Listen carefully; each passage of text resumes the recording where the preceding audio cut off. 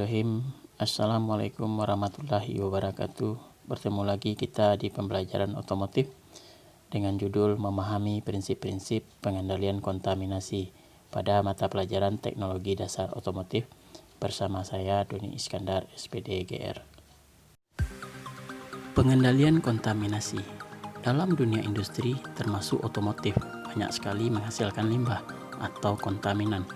Kontaminasi adalah suatu kondisi di mana terjadi percampuran terhadap suatu unsur lain yang akan memberikan efek buruk tertentu.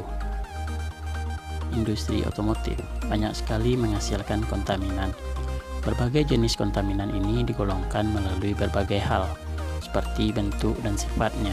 Sebagai contoh, penggolongan jenis kontaminan ini adalah kontaminan cair, kontaminan padat, kontaminan gas, dan kontaminan B3. Sebagai contoh saja, penggunaan CFC pada sistem AC kendaraan yang dapat menyebabkan global warming.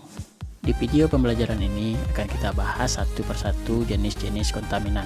Yang pertama, kontaminasi cair. Kontaminasi cair merupakan kontaminan yang berbentuk cair, seperti limbah, cairan pembersih, dan lain sebagainya. Yang kedua, kontaminasi padat. Merupakan kontaminan yang berbentuk padat seperti sisa-sisa kabel, plastik, semen, dan lain sebagainya.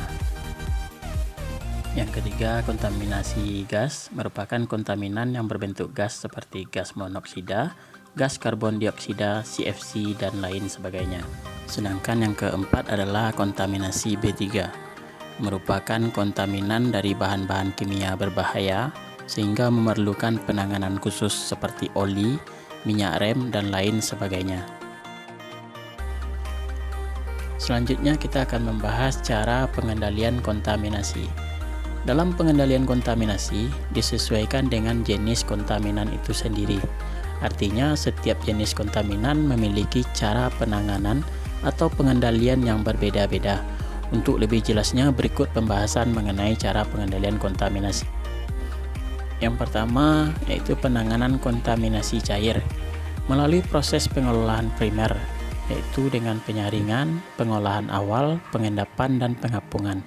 Kemudian kita lanjutkan dengan pengelolaan sekunder dengan mikroorganisme, desinfeksi, dan endapan lumpur.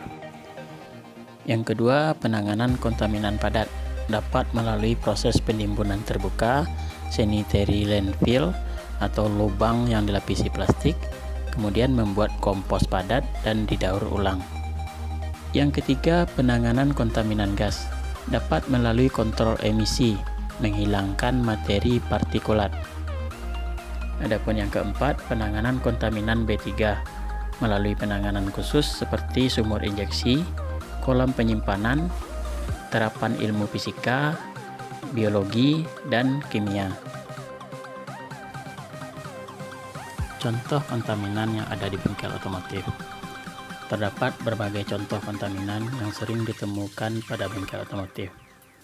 Yang pertama, gas A2SO4 yang merupakan hasil elektrolis aki pada pengisian maupun pengosongan. Hal ini dapat diketahui dari bau menyengat asam sulfatnya. Oleh karena itu diperlukan ruangan khusus yang digunakan untuk proses pengisian aki, dan ruangan tersebut memiliki ventilasi yang baik. Selain berbahaya untuk kesehatan, gas A2SO4 dapat memicu ledakan apabila terkena sumber panas atau api. Yang kedua, gas buang dari kendaraan bermotor.